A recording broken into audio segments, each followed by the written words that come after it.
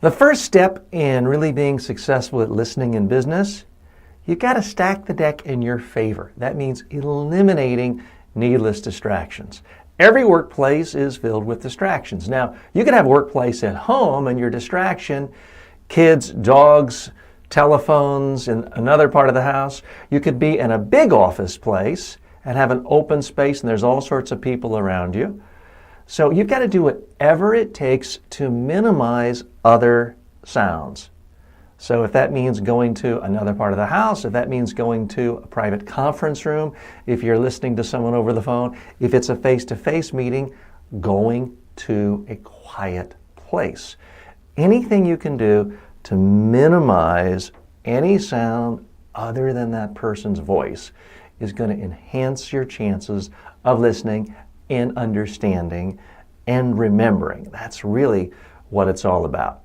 Some obvious things, everybody's guilty of this occasionally. I know I'm guilty of this occasionally, but it's not enough to just put your phone down and take it out of your hand, which is torture for some people. By the way, never listen to a customer, client, colleague, or boss if they can see you and you have a phone in your hand.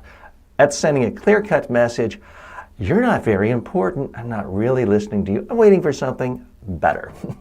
So, of course, the phone has to be out of your hand. It's not enough to turn the ringer off. My recommendation, turn the whole phone off. That way, you're not going to be getting beeps, vibrations, lights flashing. It's just human nature. You're talking to someone. They can be telling you something incredibly important. The phone beeps and it's, oh, something might be more exciting there. So put the phones away. As I mentioned in the previous lecture, even your watches, you may have an iPad around, gotta put those things on silence. Now, this is even more important when it is your boss or a highly important prospect or client. People can't stand it when they feel someone isn't listening to them, especially if they are paying that person. So if it's a relationship where it's your boss, a client, a prospect, they, rightly or wrongly, they feel like they own your time. They own your attention. So if they feel like you're not giving them complete, undivided attention, they're going to resent it. They're going to resent you. They may be looking for some form of payback. Now, this may be at a subconscious level. They might not be actively thinking that way, but believe me, they are thinking that way. That's why you need to eliminate distractions. A lot of people like to work with music on in their office. That's great, but somebody important calls you during the workday, I'd recommend turn the music off. Somebody walks into your office, your cubicle, your space, turn the music off. The fewer the distractions, the better.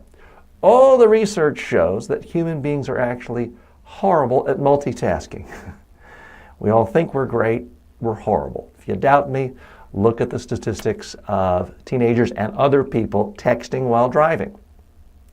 So if you want to increase the odds of listening effectively, do everything you can to eliminate lights, sounds, flashes coming up from phones, music, other noises, so you can just listen to what that person says, especially if they're not there in the room and you're listening to them over the phone, over a teleconference, a speaker. Eliminate distractions.